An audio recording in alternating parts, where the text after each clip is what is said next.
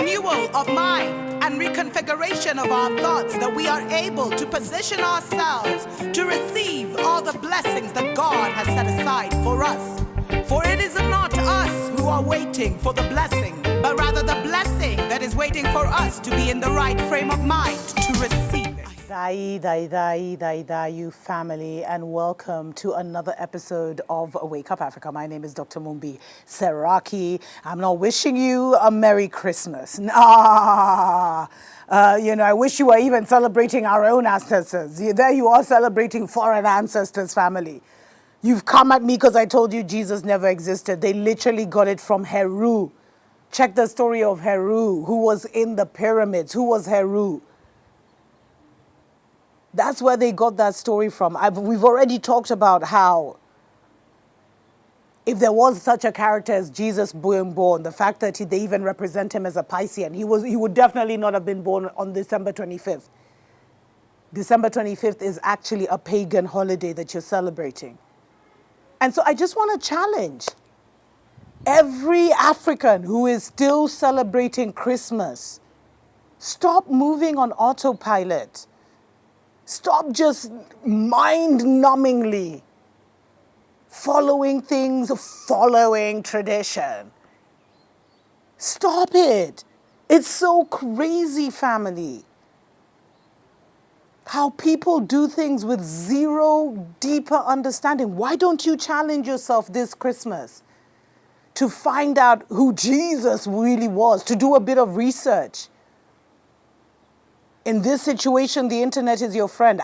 Find out about the real Jesus story, all the research that's been done on Jesus, on the Bible, all the historic evidence that has never been found about him existing.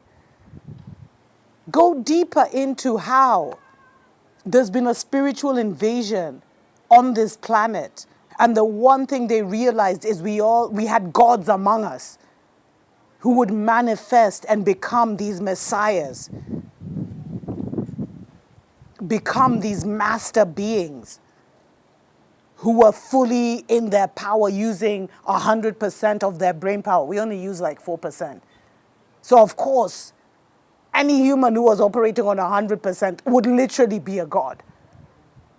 But challenge yourself this freaking Christmas to find out the truth, family. And I know a lot of you guys who watch my show, you're not even into that.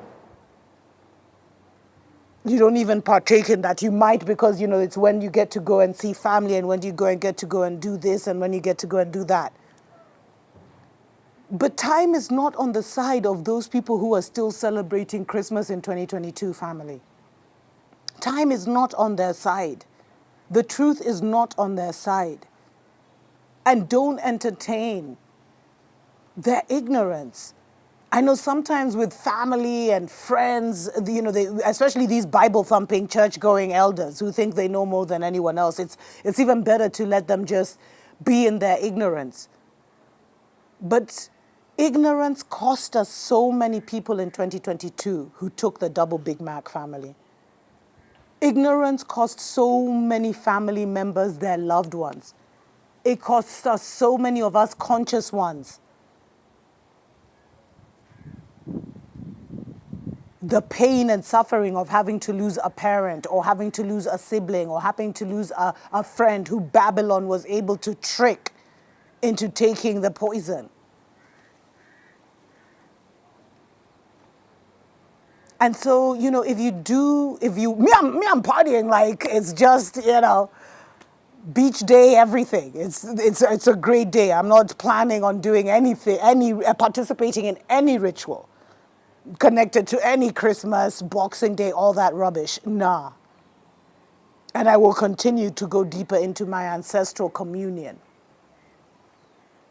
But if you do find yourself around family,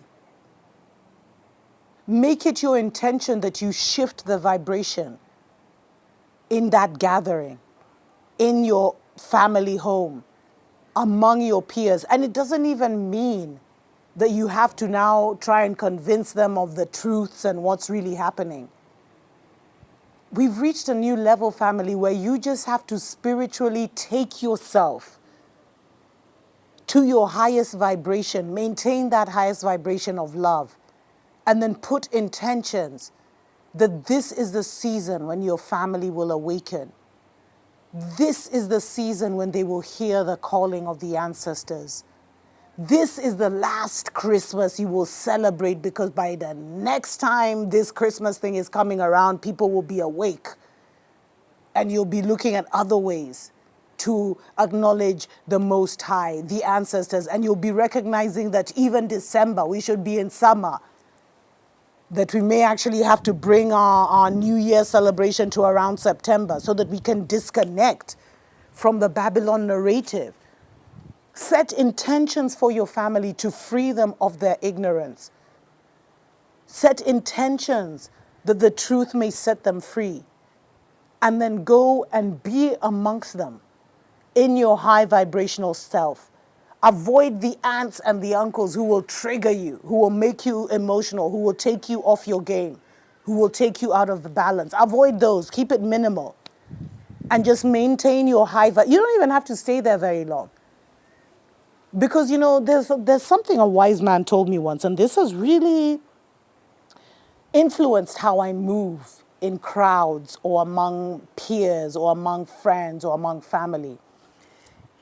He told me that the highest, whenever you go to a room, he told me that the highest vibrational person in that room immediately owns that room. They are immediately the leader of that room spiritually. And so a lot of you are the de facto leaders in your family, even though your family has never ever told you, never acknowledged you. Many of you, they come to you when they want advice. They'll always seek out your opinion, but never give you, like, you know, the big up that it deserves. They always want to keep you down there, but they rely on you heavily. And among those who are deep in the religious psychosis, there's a lot of confusion right now. The world is really not making sense, family, because there is a breakdown of the reality that they are in, which is the Babylon world. And so set intentions. Even ask your ancestors what intentions. First of all, you should even ask your ancestors, should you go? Because sometimes, you know, you can be put so out of balance by these family occasions that it takes you weeks, if not months, to come back into balance, and you don't have that time. The ancestors have been very clear. No weddings, no funerals, limited family gatherings, because I know the family I'm dealing with. What have your ancestors, what instructions have your spiritual team, have your spiritual family given you about these holidays? And know that if they have given you that desire to want to go to grandma's house, to want to go to your parents' house and meet your brothers and sisters and all your cousins and all that, then go with the thing that you are the chosen one in the family. You are the leader of your family. And plant seeds, because the fact that you share a meal is already a ritual. It's already a ritual, family. You can influence them on that subconscious level. You can influence them on that level and allow the ancestors in by your authority. You can override the voice of Big Mama who doesn't know crap, who doesn't know nothing, family, who talks out of her ass. You can make her voice minimal so that it doesn't affect the new generation.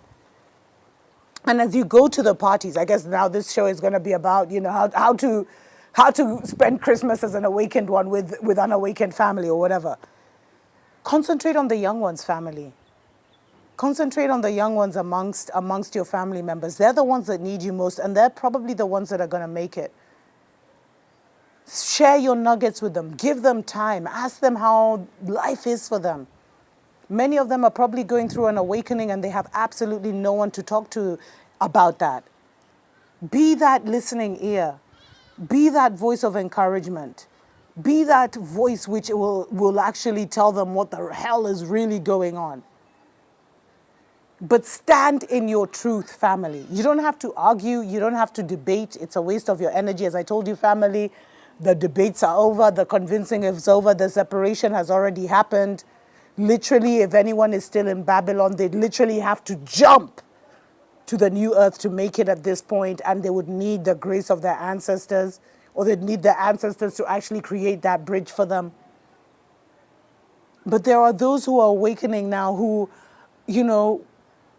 are still innocent, and they're suffering under the ignorance of their family members, their parents, whatever the family dynamic is.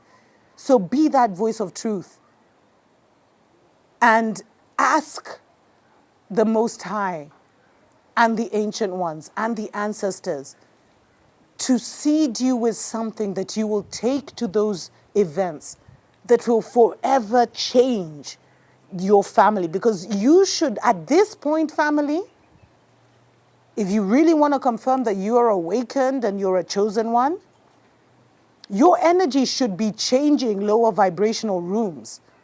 You should enter somewhere and people are looking at you and wanting to know, where have you been? How have you been? Tell us what's been going on. Like everyone is it's like a moth to a flame.